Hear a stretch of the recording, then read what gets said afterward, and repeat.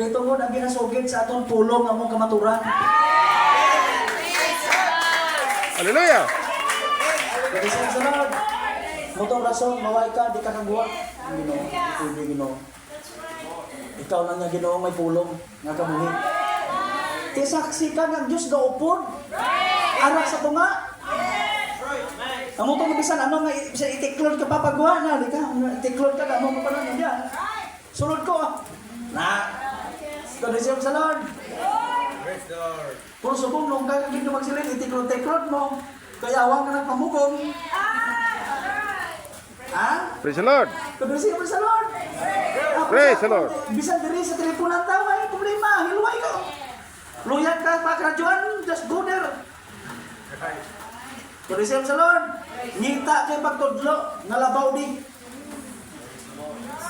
Kadisem sa Lord, ha?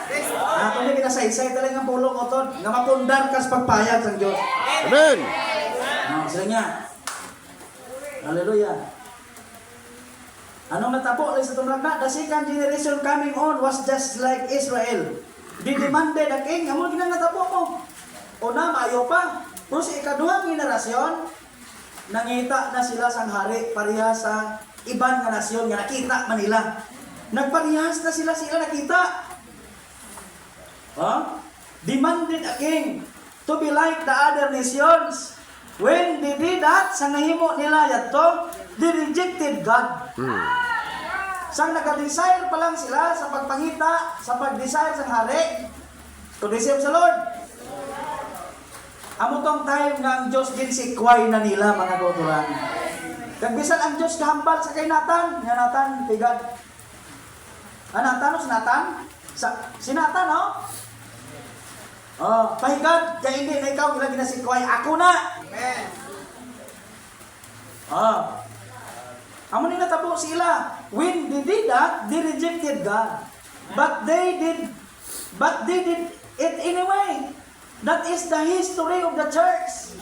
Nya mo mana ang kaagi, istorya sang Iglesia Efeso. Nya when it takes more of confirming to the word, sa diha nga magapanguna-huna na kita, sang pagkumpirma, paghuuyon bala, paghili-uyon. Sa diha nga maguna-huna na kita nga maghili-uyon sa kalibutan, sa baylo, sa paghili-uyon sa Diyos, it isn't long until see them stop doing things that they used to do, mga kauturan. Hara, katabs pulong. Anong natabo? Sa tiyon, ginagauna-una na sila sa pagkonforme sa butang sa kalibutan, sa baylo nga magkonforme sa ginsiling sang Diyos, naghinay-hinay na sila aksyon sang butang nga wala ginsiling sang Ginoo, mga kautulan. Right. Hallelujah. Kondisip sa Lord. Praise the Lord. Balik sa Israel. Kita mo, bisan ang propeta sa Diyos. Si Samuel, amen. Hindi si Nathan, si Samuel. Bisan si Samuel, gasulat. Niya sa diin bala nagkulang ko sa inyo? Diin bala takamugin kulangan? Sa kwarta? Niya wala. Niya hindi man sa amo sina Samuel. Niya kalikiti iluyag lang yan amon Samuel, hari. Palas pala na si ilaw. Nga maghari man sa amon. Tunisip sa Lord. Nagsukot si ila na. Kontrol amo man sa church. Sila sa tulag na. Niya sa natabo na ina nga panguna-una nila nga nagkumpirma na, nag-confirm na sa kalibutan, sa baylo sa Diyos, nagsugod na sila sang himo sang buta nga hindi nila anay sadto ginahimo. Naghinay-hinay sulod ang kalibutan sa ila mga kuturan. Sakto ginapulong. Praise the Lord. Bisan sa personal ta kabuhi mga kuturan. Hindi na pag-isangat ang pulong sa iban. Sa aton ba lang kabuhi personal. Plaster ba lang imo kabuhi kag tulong. Sa tion mga kontrol na magsugod ka na huna-huna, na magkumporme ka na sa kalibutan, sa baylo, magkumpormihan mong pulong sang Diyos, amo ng time na maghinay-hinay ka aksyon sa butang o pulong. Right. Amo na siyang time mga kontrol na maghinay-hinay ka, kabuhi sa wala, sa anay, kabuhi ni mo sadto. Right. Kundisip sa Lord. Kaya nga, nagkumporme ka na sa kalibutan mo, nag-approve ka na sa kalibutan. Kung isipin sa Lord, mga katuran. So, unang kabuhi isang tao nga dapat atimanon taman ang aton tagsa kakabuhi, mga katuran. Di pa na taman black? Sa hinay-hinay nga kabuhi mo adlaw-adlaw, kamusta ang imo kabuhi, mga kauturan? Tanan kita sa pagkinabuhi ta bilang Kristohanon adlaw-adlaw, kamusta kita tanan, mga kauturan? Lalaki kag babae. Kung isip sa Lord, ang ginaaksyon tana, mga kauturan, ang ginaaksyon tana, pamatuod lang na siya. Nga wala ka na naghiliuyon sa pulong, kung yung ginihuluyan mo na, amo ang kalibutan nga nagagawa ng kabutang sa imo. Praise the Lord. Kung isip mo sa Lord, Praise the Lord. di pala mga kuturan, huwag ko nagasiling nga patay ka. Kibisas pa panam nga huwag ko naghambal sa imo nga patay ka ha. Ang punto ta sina, amo lang ning akong mahambal. Nga ila kabuhi, wa ay nas pulong. Kung isip mo sa Lord, tanawa pala katong kabuhi. Dali lang gid. Kaya malamutan tani siya. When it thinks more of conforming to the world instead conforming to God, it isn't long until you see them stop doing things they used to do. Di karon kay naguntat na sila sa paghimo sa butang hilimuon tani nila. And start doing things they would not do initially. Nagdulog na sila himo sang mga hilimuon nila nga Kristohanon. Ti anong nahitabo? Kundi ang nakabuhi nila ang waay nas pulong. Nga they change their manner of dress. Dahil din nagsugod. Nagliwat na ang pamaagi sa ila pagpamiste. Halin sa lalaki, pagkanto sa babae. Kung isip sa Lord, mga kauturan, muna, bisan ako gatan, naaw ko sina. Makabistig ka lang gid sa, kung babae ka, makasapot ka lang gid sa inugsapot, na ay question sa imo, nga dira ka gid sa questionable. Praise the Lord. Mga young people, mati, makabiste ka lang gid sa biste, nga wa ay question mark sa imo kabuhi. Why is it nga dira kag amo kinahimoon mo? Right. Kamu kabalo na Praise the sila, Lord. mga kauturan. Kung receiver sa Lord, ipatahin nyo na blind yung mga slit. Palangaway na may makita kalibutan sa kabuhi mo. Kaya naghihimo sila, kalibutan na lang mo, hindi mo na mabalik.